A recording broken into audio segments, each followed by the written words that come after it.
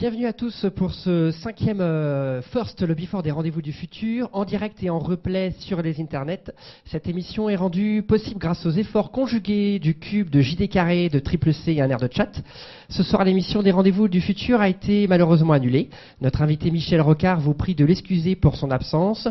Nous en profitons pour lui souhaiter un bon rétablissement. Nous devions échanger avec lui sur les questions d'empowerment, mais qu'à cela ne tienne, nous vous proposons une émission exceptionnelle du First, avec pas un, mais deux invités ce soir qui vont nous parler innovation citoyenne. Le First, comme à chaque fois, a vocation à rencontrer des makers, des personnes qui font, qui trouvent et mettent en œuvre des innovations, qu'elles soient numériques, sociales, éducatives ou citoyennes. Ce soir, Rémi Hoche et moi-même accueillons sur le plateau du First Léa Thomasin. Bonsoir Léa. Bonsoir. Léa donc, est cofondatrice de la plateforme dédiée aux associations Hello Asso.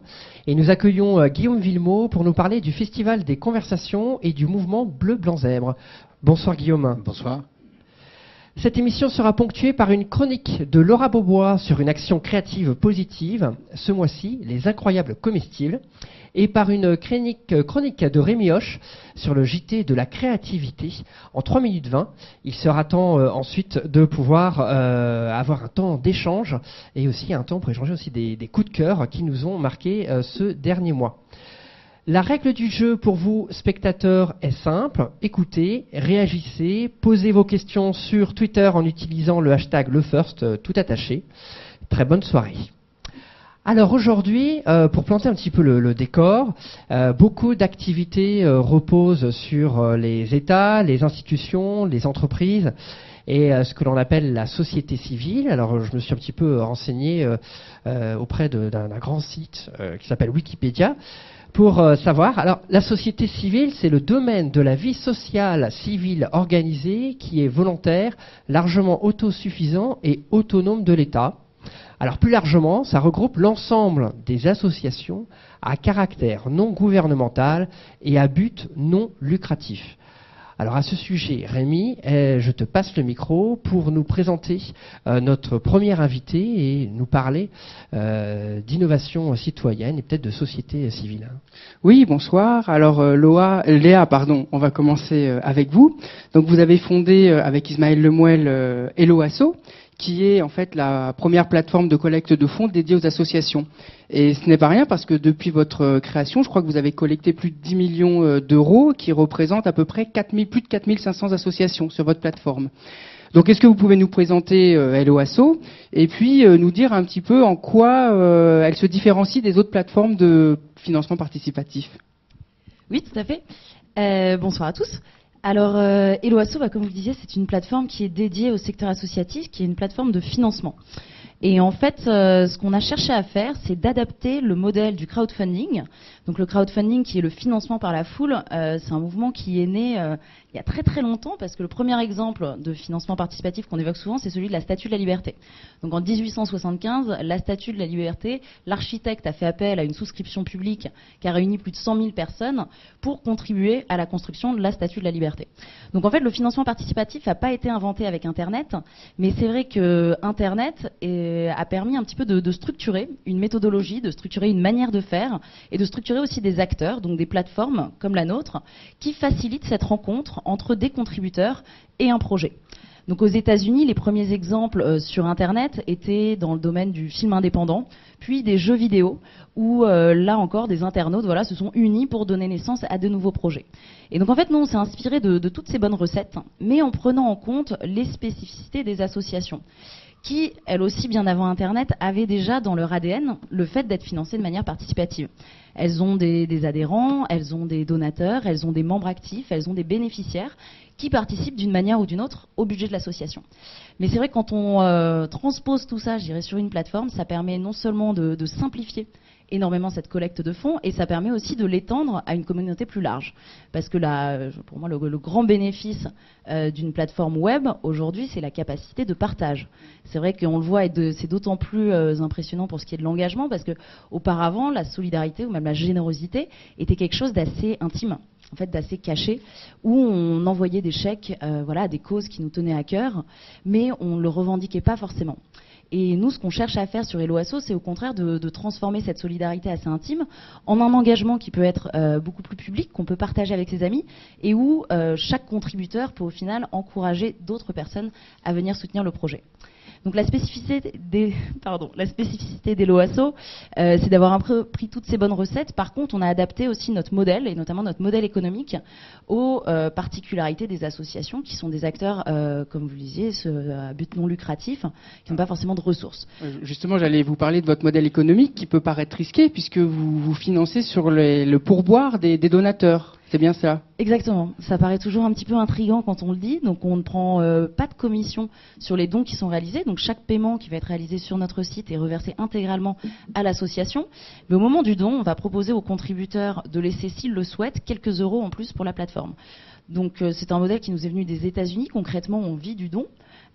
Et nous, on s'est dit que c'était assez cohérent de faire une plateforme de financement participatif et de s'appliquer en fait à nous-mêmes le modèle économique du financement participatif et de vraiment mettre en place un modèle économique qui soit communautaire et que c'est les contributeurs qui peuvent juger la pertinence, la valeur ajoutée du service et la rétribuer en fonction de leur appréciation. Et du coup, quand vous êtes reposé sur ce modèle du pourboire, est-ce que vous attendiez un tel succès en France notamment où c'était pas vraiment la coutume par rapport à ce financement participatif? Oui, tout à fait. C'était très risqué et c'est vrai qu'au départ, on n'était pas tout à fait serein. Et sachant qu'il faut savoir que lorsqu'une personne ne laisse pas de pourboire, Hello Asso perd de l'argent parce que chaque transaction sur Internet a un coût de transaction, de traitement de la carte bleue. Donc c'était un peu osé. Après, on avait envie de tenter notre chance, même si c'est vrai qu'on n'a pas du tout la même culture du pourboire en France, ni de la philanthropie. Et aujourd'hui, on a 60% des contributeurs qui laissent effectivement un pourboire pour la plateforme. Donc le montant de celui-ci va varier en fonction du montant de la transaction qu'ils sont en train de réaliser. Donc c'est généralement quelques euros, mais ce qui nous permet de couvrir aussi les charges des salariés qui maintiennent le site et qui travaillent chez Hello Asso. Oui, tout à fait. Et alors, vous avez reçu en plus le label La France s'engage. Et vous avez dit que ça avait contribué notamment à accroître le nombre de visiteurs et de donateurs sur la plateforme. Est-ce que vous pouvez nous parler un petit peu de ce label ? Oui, et je pense que c'est notre modèle économique qui nous a valu d'être retenu dans le label La France s'engage parce que justement on faisait les choses différemment et avec une approche peut-être plus solidaire aussi dans notre façon de faire comme plateforme. Alors excusez-moi, moi je suis un peu perdu. C'est quoi ce label La France s'engage de quoi s'agit-il? J'y allais. Alors La France s'engage, donc c'est un label qui a été créé par le président de la République. Donc c'est un programme qui vise à accompagner un certain nombre d'initiatives d'innovation sociale à passer l'échelle, donc à changer d'échelle. Donc c'est des initiatives qui ont déjà fait leurs preuves. Il y en a différentes, il y a plein de thématiques différentes qui ont été sélectionnées. Il y a l'Institut du service civique, il y a J'accède, qui est une application mobile qui référence les lieux accessibles pour les personnes handicapées. Il y a notamment Hello Asso. Et donc dans le cadre de ce programme, déjà c'est quand même une belle reconnaissance que d'être soutenu par le président de la République et de manière plus opérationnelle par le ministère qui est en charge de la vie associative. Donc pour nous, ça a contribué effectivement à faire quasiment x2 sur tous nos indicateurs. C'est énorme quand même. Parce que quand on fait une plateforme de financement et qu'on fait de la transaction en ligne, on a un enjeu de réassurance. On a un enjeu de confiance. Et donc c'est vrai que de pouvoir afficher qu'on est soutenu dans le cadre de ce programme, ça rassure les associations sur la fiabilité de notre modèle, aussi notre manière de gérer les transactions, de gérer l'argent. Et aussi en termes de visibilité, on a été mis en avant sur certains sites du ministère, auprès des associations, sur les portails association.gouv.fr, etc.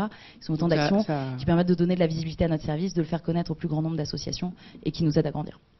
Alors moi j'ai une question parce qu'il y a un peu plus d'1 million d'associations en France. Je crois que c'est presque 1,3 million. 1,3 million. Il y a plus de 13 millions en fait de bénévoles.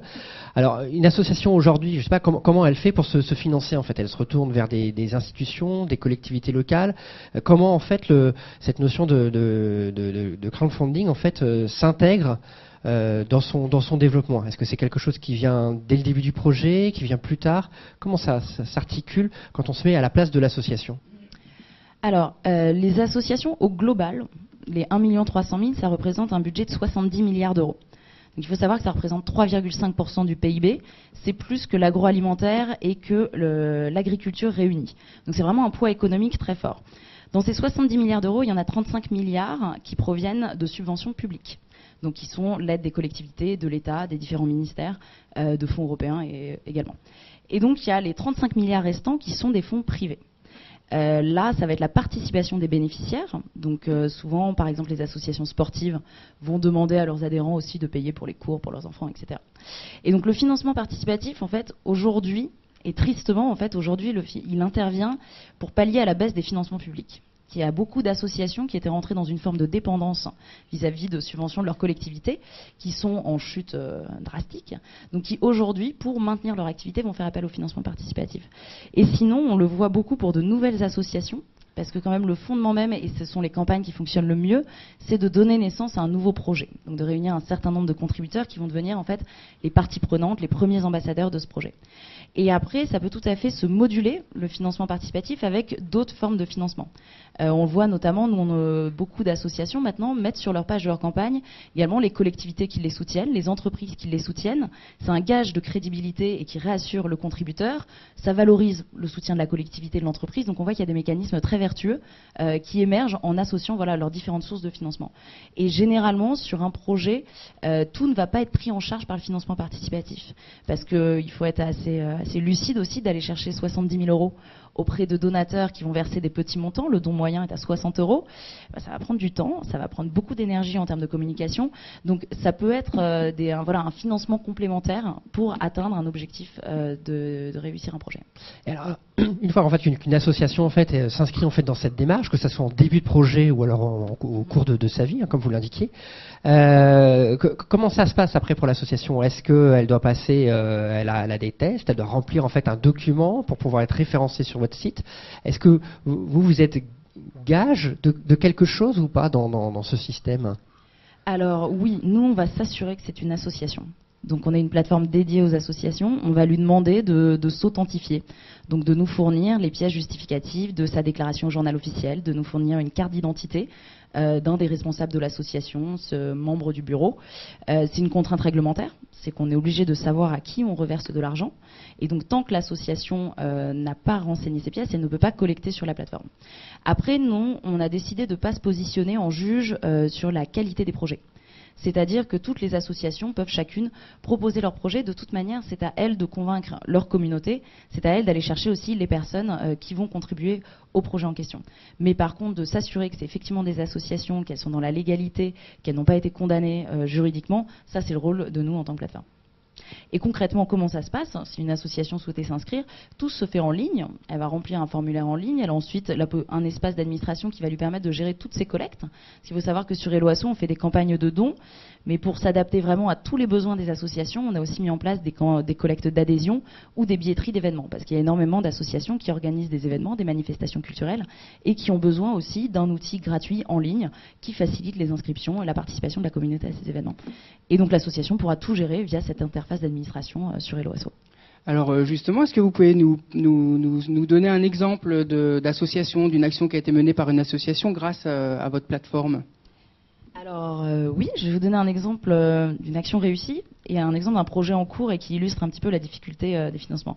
Sur une action réussie, on a la Banque alimentaire de Gironde qui a mené une campagne chez nous car ils n'étaient plus, ils font donc des tournées quotidiennes pour récupérer dans les magasins agroalimentaires des produits qu'ils reversent ensuite à des associations qui font de l'aide de proximité auprès de personnes en situation de précarité.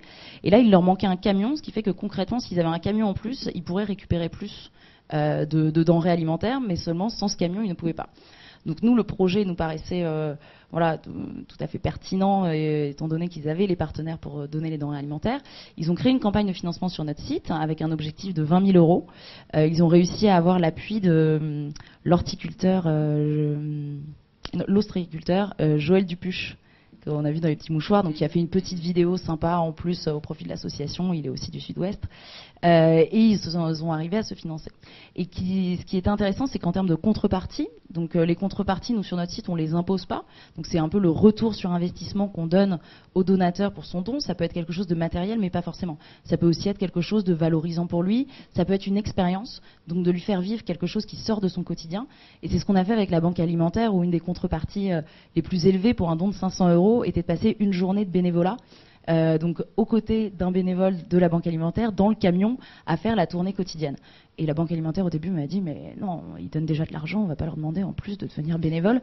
Et au contraire, ça a super bien fonctionné parce que les contributeurs ils veulent aller plus loin en fait. Et c'est un peu le principe du crowdfunding, c'est de dire on n'est pas là en train d'envoyer un chèque à une boîte noire qui est une association où on ne sait pas ce qui va être fait de notre argent, on ne sait pas qui est derrière, on ne sait pas qui va mener le projet. C'est au contraire tout l'inverse. Et là de pouvoir s'impliquer, un peu aller voir l'envers du décor, voir comment ça se passe, ça sort aussi les contributeurs de leur quotidien, ça leur fait vivre autre chose. Donc ça c'est un projet qui a super bien marché et le camion a été acheté et il va porter tout le nom des contributeurs sur l'extérieur. Donc ils vont ensuite se balader dans Bordeaux. On est vraiment au cœur de la question de l'engagement citoyen, justement des initiatives citoyennes qui n'est pas seulement justement monétisée, mais aussi en termes d'investissement. C'est un bel exemple. Et alors peut-être l'exemple en cours. L'autre exemple, c'est un lieu culturel à Paris qui s'appelle La Loge. Donc c'est un lieu associatif qui accueille aussi bien des représentations de théâtre que de la musique et qui est dédié à la jeune création. Donc c'est notamment un lieu qui a accueilli, mais déjà il y a quelques années, Christine and the Queens et qui aujourd'hui est menacé de fermeture. C'est l'endroit qui est dans le 11e. Dans le 11e, voilà, tout à fait, c'est ça. Et qui est sous forme associative et qui aujourd'hui en fait ne peut plus maintenir ses activités du fait d'un déficit de budget car il y a eu une baisse des subventions publiques de la collectivité. Donc qui aujourd'hui fait une campagne sur notre site qui est un peu la campagne de la dernière chance pour pouvoir poursuivre leurs activités. Donc il y a plus de 180 je crois artistes qui se sont produits déjà à la Loge qui a un positionnement en plus un petit peu unique pour une salle, pour un lieu à Paris. Et donc là l'idée c'est de contribuer au projet pour maintenir ce lieu qui accueille la jeune création et les nouveaux artistes. Alors, j'aimerais changer un petit peu de sujet. Alors on a parlé beaucoup en fait de Hello Asso, mais je crois que, enfin, on va encore en parler parce que c'est lié. On a vu il y a quelques mois en fait un événement en France qui s'appelait la Social Good Week. Alors de quoi il s'agissait et est-ce qu'il y aura d'autres sessions dans les années à venir? Alors oui, bien sûr, il y aura d'autres sessions dans les années à venir. Donc la Social Good Week, ou en français c'est la semaine du web social et solidaire, c'est une manifestation qu'on a initiée il y a 5 ans maintenant. On s'est inspiré d'un événement qui existe aux États-Unis qui s'appelle le Social Good Summit et dont l'objectif est de réunir en fait 2 communautés d'acteurs, donc la société civile dont tu parlais tout à l'heure, et aussi tout l'univers des acteurs du numérique et du web. Car nous, on est convaincus chez Hello Asso qu'il y a beaucoup de synergies à imaginer entre ces différents acteurs, qu'ils ont beaucoup à apprendre les uns des autres, et que la société civile, pour se développer, pour initier encore plus de projets avec plus d'impact social, doit tirer parti de tout ce qui se fait de bien en termes de nouvelles technologies. Et donc il y a plusieurs événements dans toute la France. Donc l'idée c'est que nous on initie un petit peu ce mouvement, mais chacun qui se reconnaît un petit peu dans cette vision de web social et solidaire et de se dire que Internet n'est pas seulement un regroupement de sites de e-commerce, mais peut aussi être un endroit d'engagement où on peut signer des pétitions en ligne, faire de l'activisme en fait aussi en ligne. Est invité à participer. Donc il y a eu plus de 20 événements en décembre dernier dans 12 villes françaises. La prochaine édition, donc l'édition 2015, aura lieu à nouveau en décembre. Il y a eu un événement emblématique qui a eu lieu à l'Elysée, donc du fait du soutien de la France s'engage, où le président a tenu à reconnaître aussi son engagement qui fait écho à des priorités un peu de son quinquennat qui sont le numérique, la jeunesse et l'engagement. Donc il a été assez sensible à cette démarche et on a eu la chance de pouvoir être accueillis là-bas avec 300 acteurs donc du web social et solidaire. C'est quand même un beau coup de projecteur sur ce mouvement. Et donc l'idée c'est de faire encore mieux l'année prochaine. Donc ça va être difficile parce qu'après l'Elysée, je sais pas très bien où on peut aller. Maison Blanche. Voilà, donc on va appeler baraque. Mais en tout cas de continuer à diffuser ce mouvement parce que nous, étant un peu à la croisée entre les deux, c'est vrai que nous on a toujours été à la frontière entre l'entrepreneuriat social et la start-up internet. On s'est senti pendant assez longtemps, on a commencé en 2009 Hello Asso un peu comme un ovni. Et petit à petit, on voit qu'il y a de plus en plus de projets un peu hybrides comme nous qui ont émergé. Et je pense que c'est bien de les faire se rencontrer, de les faire travailler les uns avec les autres et d'encourager aussi la création d'autres projets comme ça qui vont utiliser en fait le numérique pour répondre à un projet ou un défi social ou environnemental. Et justement, quels sont les projets de développement d'Hello Asso prochainement? Alors, les projets de développement Hello Asso, il y en a beaucoup. Mais une des idées là qui nous anime le plus, c'est de se dire qu'au-delà du financement, nous on a envie de pouvoir encourager globalement l'engagement associatif. Et qu'on a aujourd'hui un site qui présente des associations, des campagnes. On aimerait bien pouvoir faire un exhaustif de l'ensemble des associations françaises. Et on aimerait bien aussi encourager la participation citoyenne du plus grand nombre. Donc c'est d'essayer aussi de changer un petit peu, d'élargir nos actions pour être aussi un référentiel de l'ensemble des associations et pour faciliter l'engagement de chacun, que ce soit voilà, dans une association de défense de l'environnement, mais aussi une association de loisirs. Enfin, nous, on est assez convaincus que mener des projets ensemble, et c'est un peu la mission fondamentale de l'association, de se réunir à plusieurs pour faire un projet, ça contribue voilà, à façonner un monde un peu plus juste, un peu plus humain, un peu plus tolérant. Donc c'est vrai qu'on a à cœur d'encourager, de simplifier l'engagement associatif du plus grand nombre. Donc c'est un vaste projet pour 2015 et 2016. Merci beaucoup Léa. On va retrouver maintenant une nouvelle chronique qui s'appelle Action créative positive avec Laura. Tout ça en vidéo.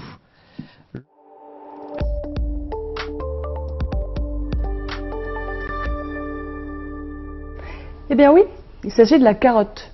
La carotte, celle-ci en tout cas, je ne l'ai pas trouvée dans un marché traditionnel ou sur les étals de supermarché. Je l'ai trouvée avant-hier dans le jardin de mon voisin. Eh bien savez-vous d'où ça vient cette initiative comme ça de mettre à disposition ces fruits et ces légumes également, mais aussi ces fleurs? Eh bien je me suis renseignée sur internet et je suis tombée sur un site totalement fantastique puisque maintenant ça fait 7 ans que ça dure. Un mouvement citoyen qui a pris forme en Grande-Bretagne qui s'appelle les Incroyables Comestibles. Finalement, ce fut en fait toute une communauté, ou en tout cas les habitants d'une petite commune qui s'appelle Todmorden. C'est un petit peu compliqué à retenir. Todmorden, finalement, qui se sont dit, zut, la crise économique arrive, tous les prix augmentent, tous les prix des matières premières, des fruits et légumes également. Comment parvenir finalement à lutter contre cet appauvrissement, à cette pauperisation, comme on entend souvent aux informations? Eh bien, les habitants ont réfléchi, ont dit mais pourquoi pas devenir une ville qui s'autosuffit, qui produit sa propre production de fruits et légumes, et puis pourquoi pas essayer d'en faire des petits un peu partout dans le monde. Alors aujourd'hui, en 2015, Todmorden se suffit à elle-même en tout cas, puisque tous les habitants ont pris goût à cette initiative. Certains mettent à disposition du coup leurs fruits et légumes sur les rebords de fenêtres, ou même sur leur trottoir, mais aussi dans les jardins partagés ou des maisons d'association également. Et en France, eh bien, Albi a souhaité, elle aussi, devenir ville pilote en France pour devenir la première ville qui s'autosuffit en alimentation. Objectif, espéré en tout cas, dès 2020. Donc en 2015, actuellement, il y a 250 villes qui ont pris cette initiative à bras-le-corps, qui est en train de la développer, en tout cas actuellement. Il y en a à Bordeaux, il y en a également à Paris, il y en a à Graillan, il y en a partout en Alsace.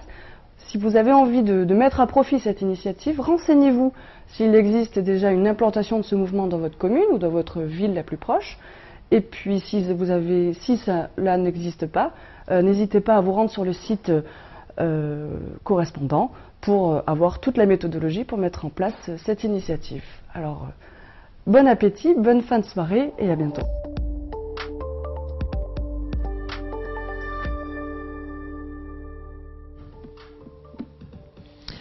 Ben, merci beaucoup en fait à Laura en fait pour cette chronique. Alors notre première invitée en fait nous a parlé en fait d'une solution numérique quelque part pour créer du lien. Là Laura nous a parlé même de nourriture peut-être au sens propre. Alors rebonsoir Guillaume Vimot. Alors vous prenez un peu le contre-pied par rapport à ces questions de numérique ou avec cette histoire-là de festival des conversations. Alors de quoi s'agit-il? Nous plus numérique, on coupe les téléphones, on rend l'antenne? Non. Non, surtout pas. Non, surtout pas. Non, bonne nouvelle, non. Non, surtout pas. C'est pas d'opposer quoi que ce soit. C'est de dire aujourd'hui, on a différents modes de conversation qui sont à notre disposition. Et au contraire, on a cette richesse-là. On a cette richesse qui fait qu'on peut décider de quand on peut parler. Vous vous rendez compte que jusqu'à il y a finalement une dizaine d'années, on avait un seul mode de conversation. C'était l'oralité. On avait, alors soit on était obligé d'être comme on est là, c'est-à-dire, en tout cas nous sur le plateau, et on était obligé de se voir pour avoir une conversation. Il y a une invention du téléphone et la démocratisation du téléphone a fait qu'on pouvait garder le principe de la conversation, mais sans être en face à face avec la personne. On avait toujours que la voix pour réellement communiquer et dialoguer. L'arrivée du digital fait que depuis quelques années, on a la possibilité enfin d'avoir une conversation qui est une conversation qui se passe également via un écran, via un clavier. mais on a gagné en instantanéité. C'est-à-dire que Madame de Sévigné, quand elle écrivait, disait que une conversation valait bien 50 lettres. Donc on pouvait dire ça avant des SMS ou autres, mais on a rajouté aujourd'hui à l'instantanéité aussi le fait de pouvoir y rajouter des émotions.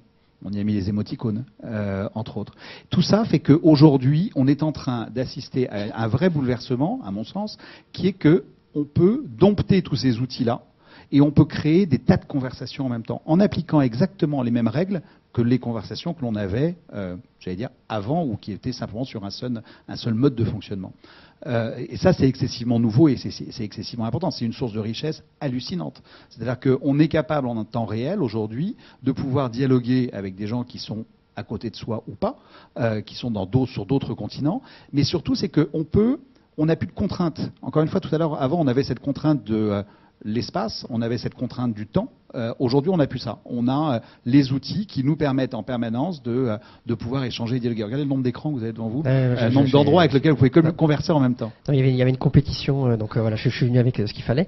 Mais alors, le festival des conversations, de quoi s'agit-il? Alors, l'idée, L'idée, justement, c'est de montrer qu'on a besoin de se parler. C'est-à-dire Oui. que quelle que soit la forme que la conversation va prendre, on a besoin d'échanger. On a besoin d'être les uns avec les autres. Donc là où, en revanche, je suis un poil rigoureux, ou en tout cas intransigeant, c'est sur le fait de dire, si on veut une vraie bonne conversation, il faut avoir l'état d'esprit qui vous permet de vous glisser dans une conversation. Peu importe le support. Si vous faites 3 choses en même temps, vous n'aurez pas une bonne conversation. C'est-à-dire que si vous êtes à la fois sur votre écran, vous êtes en train d'envoyer un SMS, d'envoyer un mail et de regarder ce qui se passe à la télévision, c'est pas une conversation. Mais au même titre que si vous êtes en couple dans un restaurant, vous savez, c'est toujours très drôle. Quand vous demandez au restaurateur quels sont les moments où les plus calmes, il vous explique que c'est le jour de la Saint-Valentin. Et je trouve ça terrible parce que et vous vous rendez compte que finalement on est à 2 à table, enfin, où les gens sont à 2 à table avec un écran et que l'écran permet de relancer la conversation. Donc on est en réalité à 2,5 à table. Donc l'importance du festival, ou le rôle du festival, c'est en tout cas de montrer que comment on fait pour se parler. On essaye on met chaque année en avant une thématique qui nous paraît être particulièrement importante. L'année dernière, on avait comme thématique la ville et d'essayer de montrer comment les villes étaient aujourd'hui des espaces qui avaient probablement détruit les conversations. Prenez les barres d'immeubles, entre autres, ou prenez un ascenseur. Moi, je trouve toujours très intéressé. Je regardais ce qui est écrit dans le hall de votre immeuble ici. Regardez à quoi sert l'ascenseur. C'est intéressant de monter dans un ascenseur et de voir aussi le comportement de quelqu'un quand vous lui dites simplement bonjour. Vous avez une espèce de peur dans le regard tout d'un coup.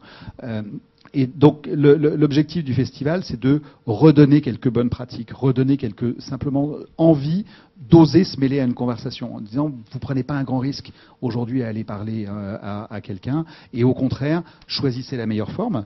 Posez-vous la question de l'outil le plus adapté, parce que ça on constate, en revanche, on intervient pas mal dans les entreprises, on constate aussi que l'utilisation abusive du mail et surtout de la mise en copie est quelque chose qui fait largement augmenter le taux de stress des salariés d'une entreprise et en plus vous empêche de couper un certain nombre de choses. C'est-à-dire que vous vous retrouvez à répondre à un mail à 2h du matin un samedi. C'est vrai que c'est une vraie bonne question de savoir qu'est-ce qui se passait il y a 10 ans quand vous le faisiez pas. Ça changeait pas fondamentalement la face des choses. J'ai une petite question en fait. Alors, donc le festival, en quoi consiste-t-il? En fait, il y a des thématiques, Ouais, il y a des lieux de rencontres. Tout à fait. Il y a des thématiques, il y a des lieux de rencontre. Donc cette année, la thématique, c'est des conversations pour les jeunes. Quelles sont leurs formes, à quoi elles leur servent, comment ça fonctionne. On a des lieux de rencontre, donc on sera à la Gaîté Lyrique. Donc il y a une thématique qui se passe principalement en avril. Et ensuite, on a un certain nombre de moments dans l'année. Un certain nombre de moments dans l'année où on se retrouvera. On ira à Bordeaux d'ailleurs au mois de septembre. Donc on aura quatre grands temps forts dans l'année, avec une journée en tout cas qui est la journée de la conversation, qui est le 16 avril, avec un certain nombre de rencontres.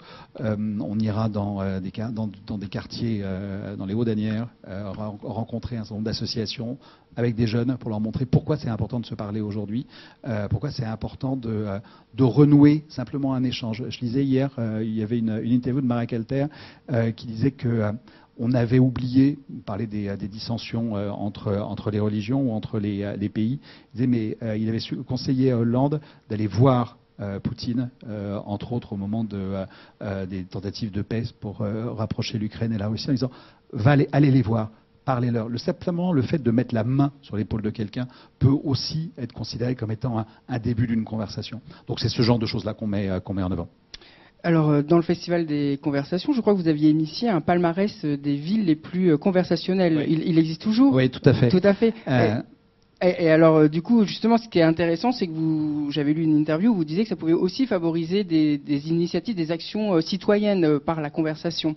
Et du coup, le classement, alors comment vous l'établissez, par rapport à quels critères? Et est-ce que Montpellier est toujours la première ville conversationnelle? Je crois qu'en 2013, hein, oui, probablement. Montpellier est probablement la ville qui aujourd'hui met le plus de choses en lumière et de choses en place. Il y a eu d'autres initiatives l'année dernière, c'est Villepinte qu'on avait récompensé au travers d'un projet qu'ils ont eu de jardins partagés. On parlait tout à l'heure avec le reportage justement de l'importance de ces jardins. C'est du lien social excessivement important aujourd'hui et on se rend bien compte qu'on a besoin de ça, tous, autant qu'on est.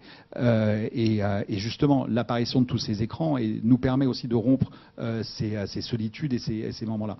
Donc pour revenir aux villes, donc Montpellier l'a été, Villepinte l'était l'année dernière, et Villepinte, ce qui moi m'avait intéressé dans la démarche de Villepinte, c'était de dire, ils avaient réservé un petit lopin de terre pour y construire un jardin, un principe de jardin partagé, mais toute la démarche, depuis la conception jusqu'aux graines, jusqu'à la façon de choisir les personnes qui allaient cultiver un morceau de terre, ça a été tout un travail qui a été fait pour l'ensemble de la ville, ce qui était excessivement important. Souvent, vous constatez que c'est fait pour des quartiers. Là, c'était un vrai travail et un vrai projet municipal qui concernait l'ensemble des habitants, et sur la façon d'aller identifier les terrains, d'aller identifier les volontaires ou les gens qui soumissionnaient pour avoir un lopin de terre.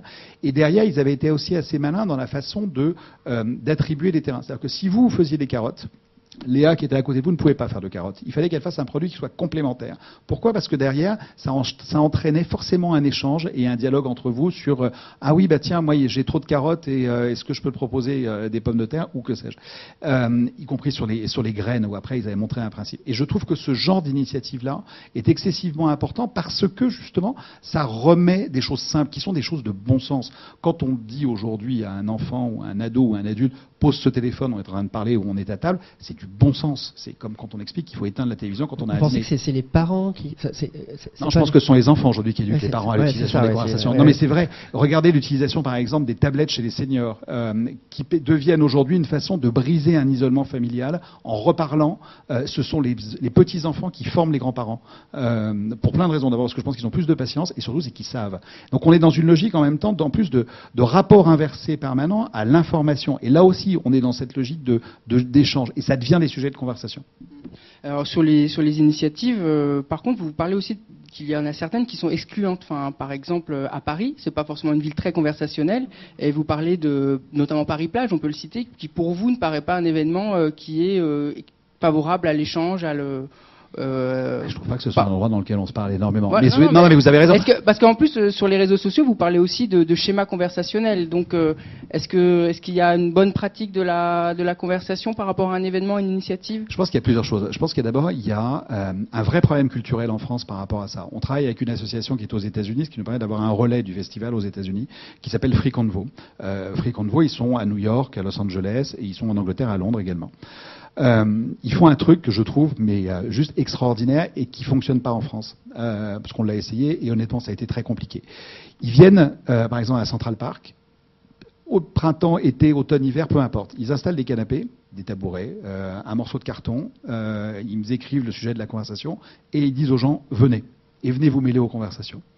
Et vous avez en permanence un flux de gens qui, spontanément, viennent se poser, viennent parler et viennent se mêler à la conversation, viennent apporter leur pierre à l'édifice. En plus, une conversation, ça n'a pas besoin d'être un truc très prétentieux et très sérieux. On peut parler. Le premier sujet de conversation des Français, c'est la météo.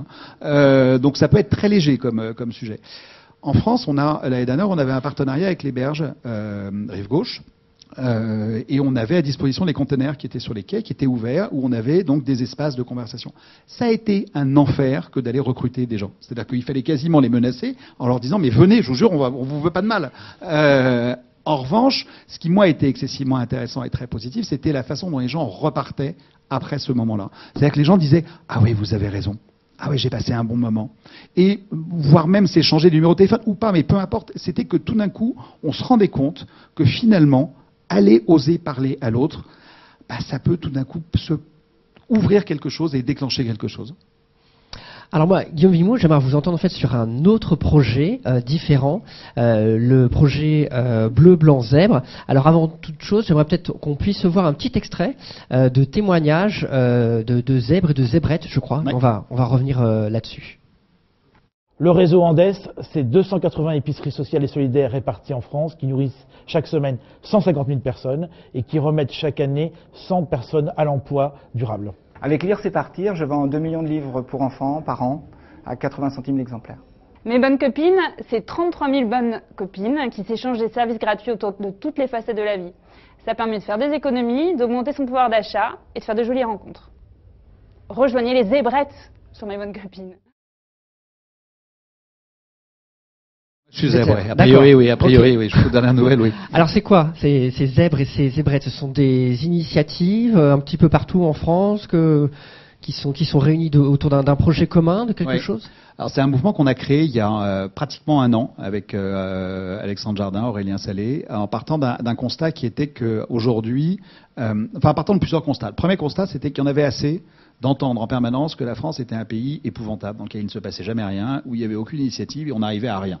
Ce que vient de raconter Léa est excessivement représentatif de ce qu'on arrive à faire et de ce que les Français sont capables de produire en permanence, que ce soit en idées, que ce soit en générosité sur plein de sujets.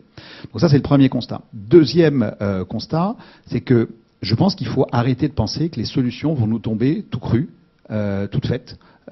Et que l'État omniprésent qui a été là, etc., peut continuer aujourd'hui à apporter des solutions. Non, c'est plus le cas. Effectivement, on l'évoquait encore tout à l'heure sur les financements publics. Il ne faut pas se raconter d'histoire. Il y a moins d'argent et ça ne va pas aller en s'arrangeant dans les années à venir.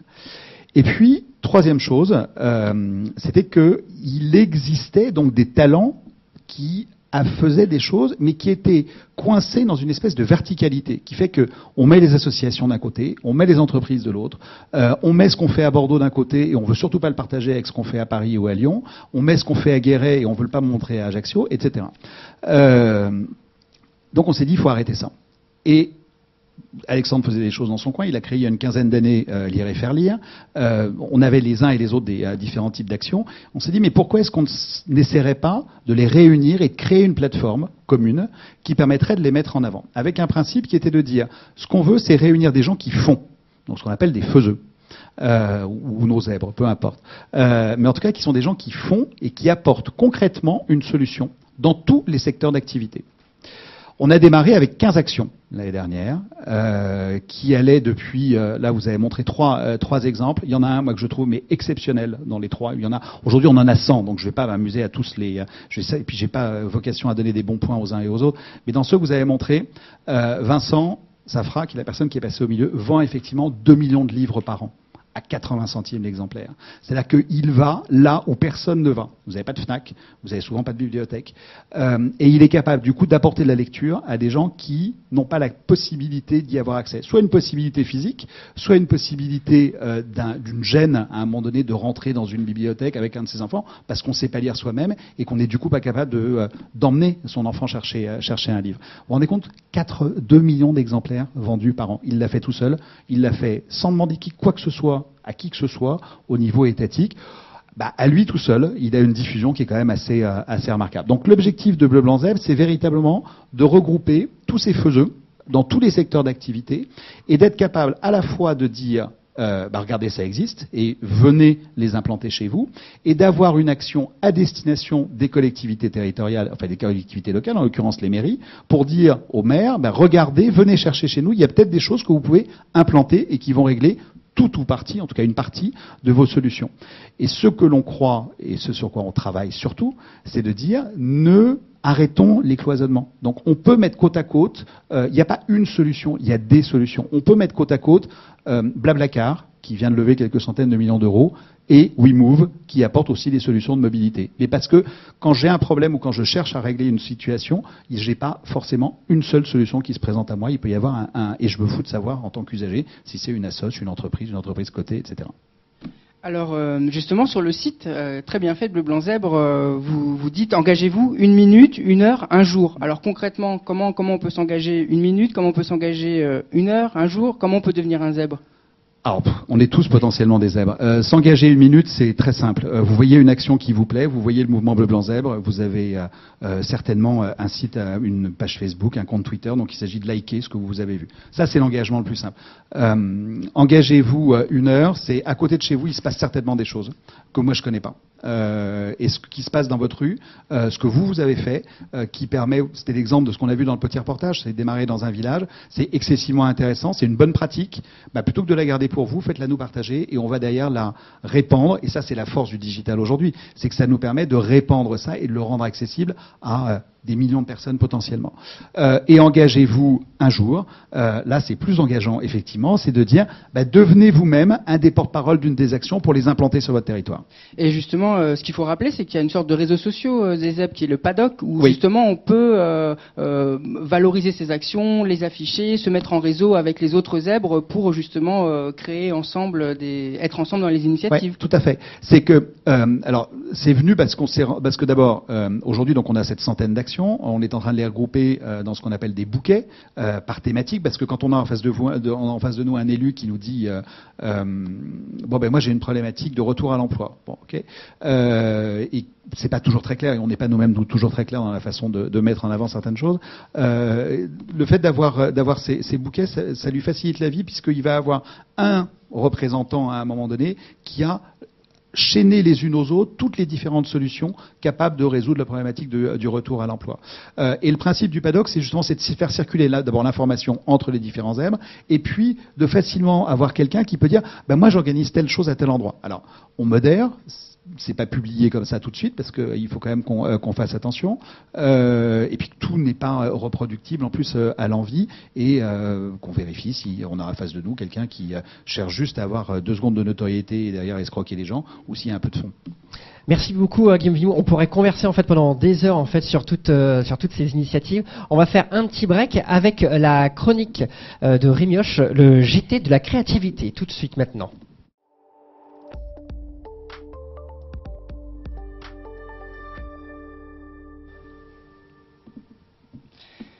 Alors, dans cette chronique, il va être question de génie. Savez-vous qu'en la matière, si vous avez un QI supérieur à 140, ce qui est loin d'être mon cas, vous n'êtes pas un génie pour autant. C'est ce que nous révèle le dossier spécial du magazine Science et Avenir du mois de janvier dernier, dans lequel on apprend, selon la neuroscientifique et psychiatre américaine Nancy Andreson, que le génie serait davantage une affaire de créativité que de quotient intellectuel. Alors pour tenter de percer les mécanismes du génie créatif, elle couche sur son divan des dizaines de personnalités qui ont accepté de passer des tests cognitifs et des IRM. Alors parmi les personnalités, on retrouve George Lucas, mais aussi des prix Nobel de médecine, des prix Nobel de physique, ou encore la romancière Jane Smiley qui était le prix Pulitzer 1992. Alors en fait, c'est un dossier passionnant dans lequel on apprend que finalement les graines d'un potentiel créatif existent en chacun de nous. Ce qu'on a dit aujourd'hui, ce soir, et qu'indépendamment de notre QI, il resterait à savoir comment faire éclore ces graines, prenant aussi en compte les catalyseurs externes. De génie, il en est aussi question dans le livre du physicien Étienne Klein, le livre qui s'appelle Eureka, d'où viennent les idées, entre parenthèses scientifiques, qui a été publié en 2013 aux éditions Manussus, et que j'aurais découvert et lu grâce à la plateforme gratuite 2 Minute Books. Dans ce livre, Étienne Klein semble dévoiler la recette du génie. Il dresse notamment un panorama des techniques de créativité qui ont été utilisées par des scientifiques les plus célèbres du 19e et du 20e siècle.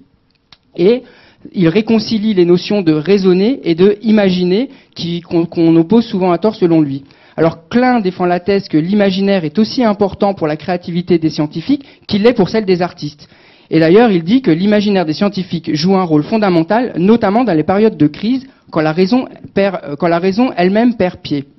D'ailleurs, j'ai envie de citer un exemple dont Klein parle dans son livre, qui est celui de Schrödinger, le prix Nobel de physique en 1933. Il butait pour résoudre une équation, et on apprend, figurez-vous, que c'est au terme d'un épisode érotique fulgurant et tardif avec une de ses anciennes maîtresses que Schrödinger fit sa grande découverte, l'équation qui porte son nom. Voilà, je suis pas sûr que ça marche à tous les coups, mais on peut toujours essayer. Et enfin, Charles-Antoine, est-ce que le 11 février dernier, tu as fait ton coming out comme moi et comme à peu près 1 millier de personnes? Bon, ne réponds pas tout de suite. Je veux évidemment parler des coming out du conspirateur positif. Alors, de quoi il s'agit? Il s'agit d'une campagne de mobilisation lancée par nos amis de l'Institut des Futurs Souhaitables qui cherche à valoriser et promouvoir les valeurs de la créativité et de l'optimisme. Alors le 11 février dernier, c'était donc la campagne de lancement où chacun était invité à acclamer haut et fort sur les réseaux sociaux qu'on était un optimisme offensif, un résistant créatif, un hacker vaillant, bref, un acteur joyeux du changement prêt à s'engager. Tous ces slogans, c'est ce qu'on retrouvait évidemment dans la campagne des conspirateurs. Alors tous les 11 du mois, en écho à la manifestation du 11 janvier dernier en France, il y aura des événements pour rendre concret ce mouvement à travers des grandes et des petites actions à mener. D'ailleurs, sur le site des conspirateurs positifs, vous trouverez bientôt des idées d'actions concrètes qui ne coûtent rien et qui, mises bout à bout, l'air de rien, risqueraient bien de changer le monde. En tout cas, on y croit ici. Donc, rendez-vous le 11 mars prochain pour passer de la mobilisation à l'action. Merci beaucoup Rémi pour ce JT de la créativité. Alors Rémi nous a parlé de beaucoup d'initiatives, de graines aussi. Je sens qu'il y a des choses en fait qui poussent. On parle de conversation, de liens. Je n'ai pas entendu en fait Rémi parler des différents acteurs et notamment en fait d'un secteur qui existe depuis pas mal d'années. Donc je me retourne vers vous là pour qu'on dialogue là sur cette question de l'économie sociale et solidaire. C'est un secteur qui existe depuis longtemps. Alors en quoi, alors je me tourne peut-être plus vers Léa, en quoi là le numérique apporte quelque chose de nouveau? Parce que finalement il y a déjà eu beaucoup d'initiatives, de choses qui se font, même avant les zèbres aussi.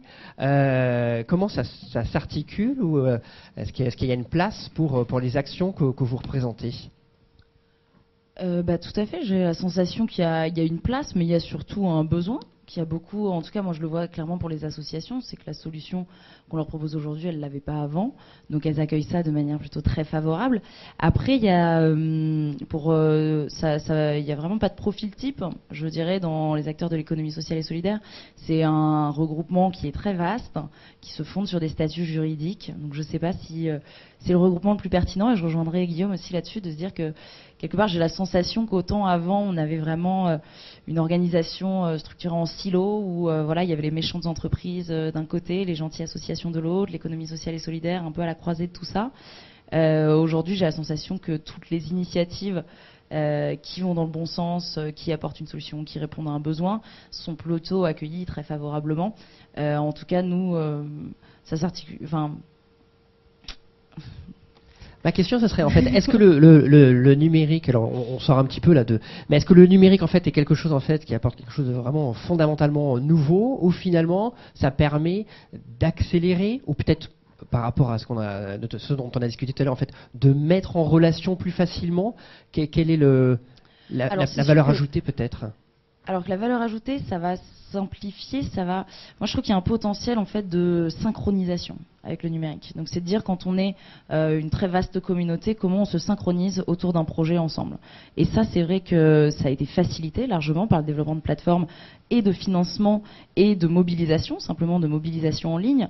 Je vois par exemple les plateformes change.org ou Avaz sont capables de synchroniser 2 millions de personnes pour avoir un poids politique, comme ça a été le cas là pour la marche pour le climat, où ensuite ils ont fait marcher des centaines de milliers de personnes dans la rue.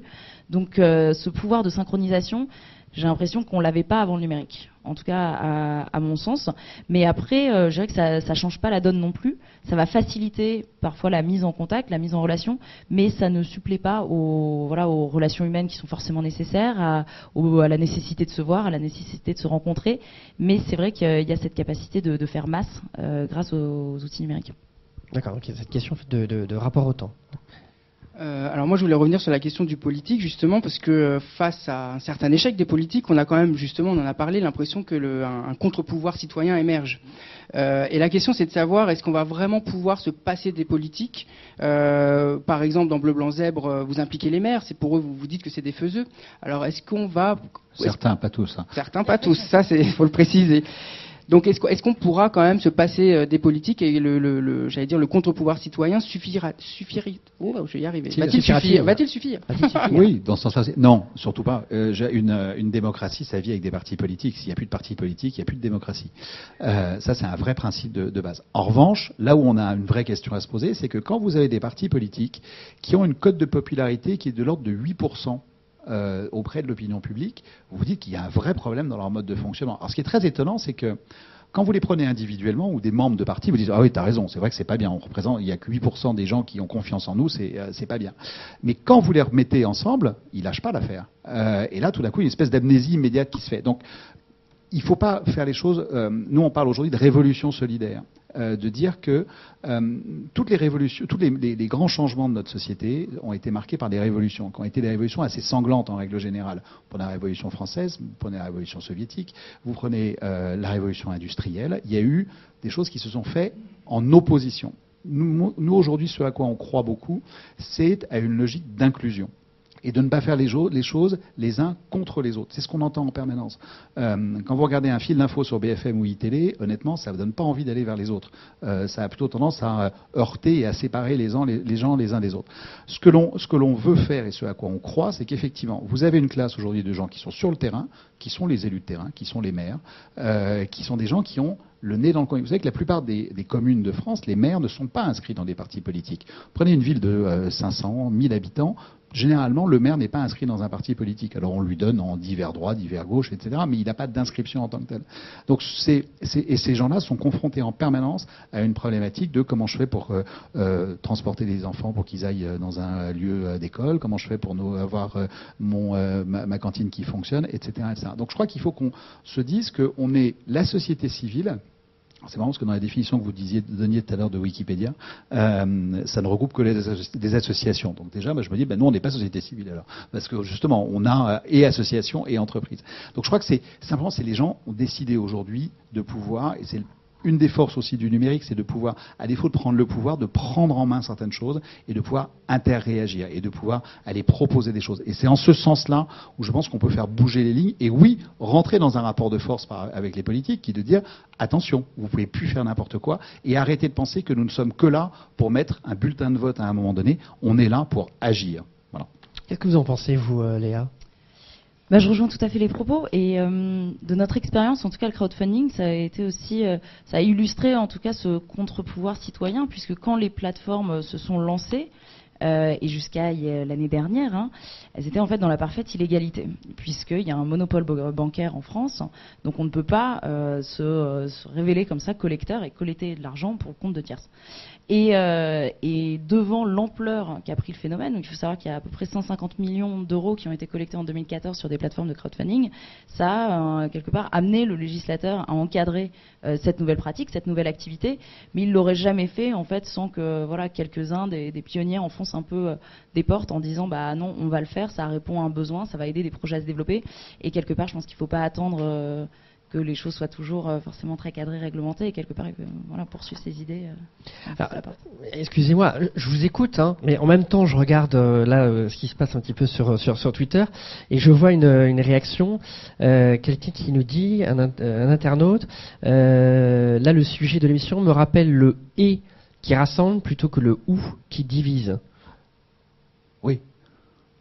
Oui. C'est bien, on a et, oui, ou, oui. Non, mais c'est clairement, on est clairement, enfin, encore une fois, quand on parle de révolution solidaire, quand on parle de monde inclusif, où on arrête, je vais reboucler 2 secondes avec les conversations, mais c'est vraiment le sens de ça. Converser, l'étymologie du mot, c'est faire avec.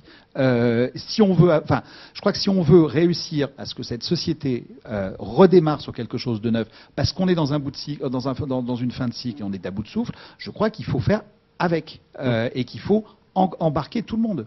Et je pense qu'il est vrai sur le terrain, avec nos proches, autour de nous, et aussi vrai à un niveau plus macro, puisque là on arrive en fait à la fin du cycle des objectifs millénaires de développement, et le programme de l'après 2015, c'est la co-construction. C'est comment on va unir les entreprises, les citoyens, les États, pour concevoir ensemble le plan d'ici 2030 de résolution des plus grands défis mondiaux. Donc cette idée de co-construction, autant avant les uns et les autres ne se regardaient pas, autant aujourd'hui je pense qu'elle est clé, et dans la plupart des secteurs d'activité on voit qu'on ne peut plus faire les uns sans les autres. Oui, c'est vrai. Et alors justement, Alexandre Jardin, un des cofondateurs donc de Bleu Blanc Zeb, dit qu'il faut impliquer les citoyens pour créer une nation d'acteurs et pas de spectateurs. Oui. Alors moi, peut-être la question qu'on peut se poser, c'est à votre avis, tous les deux, est-ce qu'on a encore trop de spectateurs dans cette transition citoyenne ? Est-ce que la transition citoyenne va vraiment arriver et est-ce qu'elle va vraiment s'imposer ? Ou c'est encore une utopie ? Alors déjà, je suis tout à fait d'accord avec la citation. Je ne dirais pas qu'il y a trop de spectateurs aujourd'hui, je dirais que les moyens de s'engager ne sont pas forcément assez connus. C'est qu'il y a de la nécessité, et je pense que les collectivités peuvent jouer un rôle aussi là-dedans, de dire, plutôt que de à chaque fois réinventer des programmes, des actions après chaque élection, de dire il y a des initiatives super, La Ruche qui dit oui par exemple, vous voulez mieux manger, de les faire connaître, de les propulser, parce que c'est un peu le problème des initiatives comme la nôtre, et je pense comme certaines de Bleu Blanc Zep, c'est à un moment il y a une question de notoriété, il y a une question que c'est des acteurs qui peuvent pas se payer des pubs télé après le 20h, donc c'est comment on se fait connaître, comment on encourage, parce qu'après une fois que le mouvement est connu, une fois que le projet est connu, il fédère plein de supporters, mais il y a la question de comment on va réussir à émerger, se faire connaître, et je pense qu'il y a plein de gens qui attendent de découvrir des projets comme cela, qui attendent ça pour s'impliquer, et qu'ils n'en ont pas forcément connaissance, on n'en parle pas dans les grands journaux, on n'en parle pas dans les médias, donc il y a un enjeu de faire décoller le secteur, et le fait qu'on soit ici y contribue. Oui, juste pour ajouter un mot, et c'est ce que je disais tout à l'heure, c'est que pour ça que nous on a voulu cette logique de dire vous pouvez vous engager 1 minute, 1 heure ou 1 jour, parce que 1 minute on peut tous le faire, c'est à notre portée, et déjà là on commence à être déjà un acteur réel. Après il y a quand même une mentalité à faire évoluer, qui est qu'on est dans certains cas aussi assez dans une situation de confort en disant voilà, ça va venir tout rôti. Bon, donc il faut faire bouger les lignes, et ce qu'on essaye aussi de faire, c'est d'embarquer toute la société, y compris la fonction publique, parce qu'il y a énormément de zèbres à l'intérieur de la fonction publique.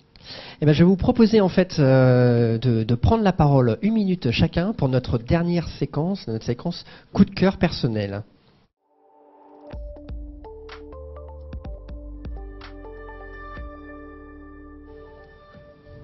Alors le jeu est assez simple, je vais vous donner à chacun en fait la parole, 45 secondes, 1 minute, et l'idée c'est que vous puissiez en fait nous faire part en fait d'un coup de cœur personnel, que ce soit une exposition, un concert, un ouvrage ou autre. À qui je passe la parole en premier? À Léa. Allez, c'est parti. Alors un coup de cœur, l'exposition de Niki de Saint-Phal. Donc, qui, je pense, malheureusement, est terminée au Grand Palais. Mais par contre, il y a beaucoup d'archives, notamment de ces vidéos qui sont disponibles sur Internet. Donc, moi, je connaissais vaguement l'œuvre de cet artiste, donc notamment les nanas, qui étaient les œuvres les plus connues. Et j'ai été complètement séduite par l'exposition, où on découvre en fait une féministe avant-gardiste, qui en plus se prêtait à des rôles d'artistes d'hommes. Elle a fait des œuvres en tirant à la carabine, donc sur des tableaux. Donc elle était vraiment là où on l'attend pas. Et je trouve que d'avoir à cette époque-là, cette idée du féminisme, j'ai été assez frappée par ça, parce que c'est un combat aussi qui m'est cher et dans lequel je m'investis aussi personnellement. Et après son œuvre est tout simplement aussi phénoménale, donc et par la grandeur et par la diversité, parce qu'elle a touché à tous les supports, qu'elle a été plasticienne initialement il me semble, donc des très grandes sculptures, mais après des tirs à la carabine. Elle a fini par créer en Toscane le nom m'échappe, mais la Villa des Tarots. La Villa des Tarots, avec une vingtaine de sculptures dans lesquelles on peut vivre, donc maison complètement fascinante. Et le catalogue d'expo est magnifique également, de Niki de Saint-Phal. Pour ceux qui... merci Léa, en fait, pour nous échanger avec nous sur Niki de Saint-Phal. Guillaume, un coup de cœur à partager avec nous? Alors, un coup de cœur pour un film, un livre, mais ça parle de la même histoire, c'est Imitation Game, qui est l'histoire d'Alan Turing. Ce type est quand même juste, mais extraordinaire. On parlait tout à l'heure des gens qui font. Il est extraordinaire à plus d'un titre, parce que c'est quelqu'un qui était hors du cadre, qui a osé, à la fois dans sa vie personnelle et dans sa vie professionnelle. Enfin, on lui doit quand même le fait aujourd'hui d'avoir l'informatique telle qu'on la connaît. Et derrière ça, il y a un bouquin qui a été écrit, qui est une espèce de livre à la fois romancé, livre d'histoire, qui raconte sa vie, qui s'appelle L'homme qui en savait trop, qui est passionnant parce que en même temps c'est une espèce de, c'est chez Robert Laffont, et qui ça se lit en 2 jours. Entraînant, mais qui est extraordinaire parce que ça se passe en 2025-2030. Google domine le monde, et l'intelligence artificielle veut retrouver l'histoire de son père, savoir ce qui lui est arrivé, est-ce qu'il est mort naturellement, est-ce qu'il s'est suicidé, etc. Donc c'était un parcours dans l'histoire de cet homme qui était juste un homme hors cadre et un parfait zèbre. Merci Guillaume pour cette découverte. Rémi, un coup de cœur? Oui, tout à fait. Moi, je voulais vous parler de la 5e édition du festival Circulation, qui est un festival consacré à la photographie européenne, qui a priori serait le seul festival à Paris consacré à la photographie européenne, qui présente 43 artistes. Et moi, j'ai été séduit par la diversité de styles et vraiment la qualité des propositions qui sont plus ou moins tous dans une sorte de combat positif, des œuvres engagées, parfois fortes. Et justement, parmi les œuvres, moi je voulais vous parler d'un artiste italien qui s'appelle Aldo Soligno, qui dénonce en fait avec force et poésie, je trouve, la loi Antigué de 2014 en Ouganda qui prévoit la prison à perpétuité pour les homosexuels. Donc il faut quand même rappeler que certains tabloïds ougandais ont publié des photos d'homosexuels à visage découvert avec comme titre Pendez-les. Donc c'est quand même assez horrible. Et face à cette horreur, Aldo Soligno a réalisé une série de portraits d'homosexuels de dos et à contre-jour, mais avec un contour lumineux tout autour de la silhouette et qui pour le photographe, pour Aldo Soligno, est porteur d'espoir. Et qui pour moi, je trouve, redonne une existence et une force à ces hommes et à ces femmes. Et je trouve que c'est un très très beau travail plastique et engagé, et c'est important de le dire aussi, pour faire écho aussi même à la vie d'Alan Turing. Merci beaucoup Rémi. Alors moi mon coup de cœur il est souvent musical. Alors je voulais échanger avec vous et on entendra peut-être un petit extrait pendant que je parlerai. C'est un album, un vinyle de l'artiste Daniel Avery qui s'appelle Drone Logic. Et donc j'ai trouvé ça assez drôle pour le coup de parler des drones.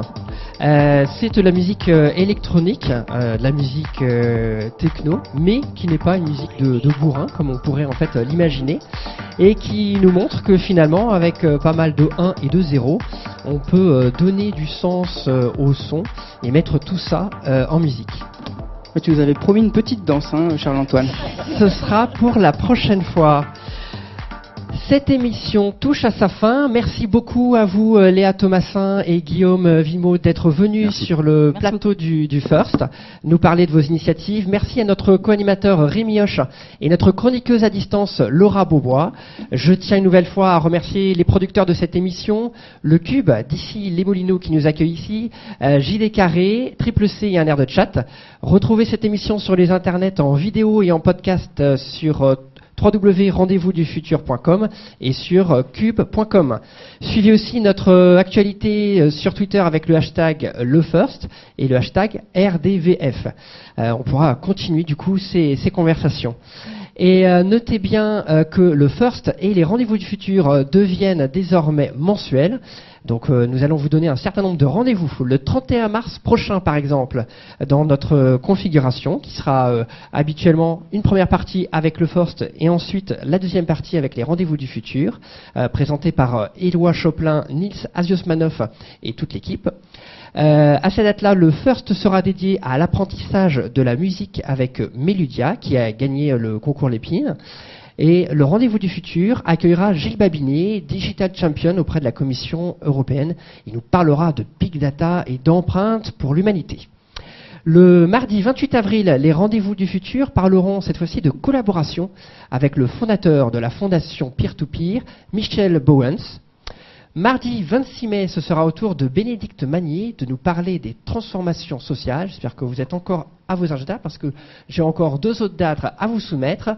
Ce sera le jeudi 19 mars. 19 mars, c'est une soirée spéciale avec notre partenaire, le forum Changer d'air, ici même pour parler d'empowerment avec une dizaine d'invités. Et mardi 12 mai, la revue du Cube sur le thème de la révolution positive. À très bientôt sur les internets. Merci.